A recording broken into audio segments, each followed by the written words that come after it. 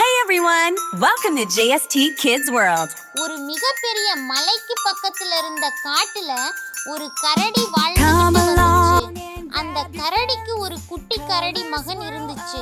அந்த குட்டி கரடி எப்பவும் சுட்டித்தனம் செஞ்சுக்கிட்டே இருக்கும். அந்த கரடி தனது குட்டியை நிறைய கதைகள் புத்திசாலியாக வளர்த்து வந்தது. ஒரு நாள் உணவு தேடி பெரிய கரடி காட்டுக்குள்ள போச்சு.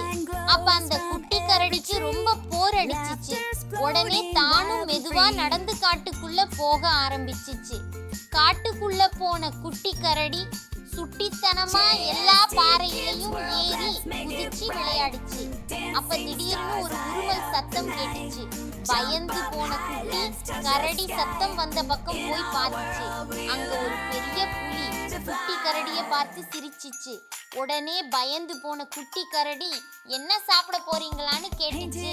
உடனே புலி சொல்லுச்சு, கண்டிப்பா கரடி கறி சாப்பிட்டு ரொம்ப நாள் ஆச்சு, அதனால நீதான் எனக்கு இன்னைக்கு மதிய உணவுன்னு சொல்லுச்சு. இத கேட்ட குட்டி கரடிக்கு பயமா இருந்தாலும் அதுக்கு எந்த சூழ்நிலையில இருந்தாலும் புத்திசாலித்தனத்தை பயன்படுத்தி நான் தப்பிச்சிடலாம்னு அவங்க அப்பா சொன்னது ஞாபகத்துக்கு வந்துச்சு. உடனே தைரியத்தை வர வச்சுக்கிட்டு குட்டி கரடி சுத்தி முத்தியும் பார்த்துச்சு. அப்பத்தான் அங்க ஒரு பாறை நிக்கிறதையும் அந்த பெரிய பாறை ஒரு சின்ன பாறையில முட்டி நிக்கிறதையும் பார்த்துச்சு. அப்பத்தான் அந்த புத்திசாலியான குட்டி கரடிக்கு ஒரு புது யோசனை வந்துச்சு. உடனே புலிகிட்ட கேட்டுச்சு, உங்களுக்கு ரொம்ப பெரிய பலம் இருக்காமேன்னு. அதுக்கு அந்த புலி சொல்லுச்சு, ஆமா, இந்த காட்டுல சிங்கராஜா, யானைக்கு அப்புறம் எனக்கு தான் பலம் அதிகம்னு சொல்லுச்சு.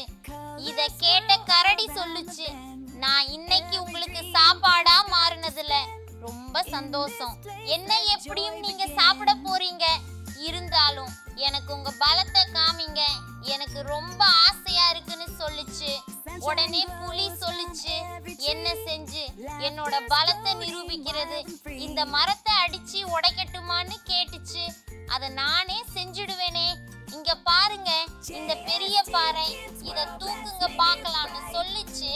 அதுக்கு புலி சொல்லுச்சு, இது இந்த உலகத்துல இருக்கிற யாராலையும் முடியாது, வேற ஏதாவது சொல்லு நான் செய்யறேன்னு சொல்லுச்சு. அப்ப அடியில இருக்கிற அந்த சின்ன கல்லையாவது தூக்குங்கன்னு சொல்லுச்சு. உடனே அந்த புலி அந்த சின்ன கல்ல அசைச்சுச்சு.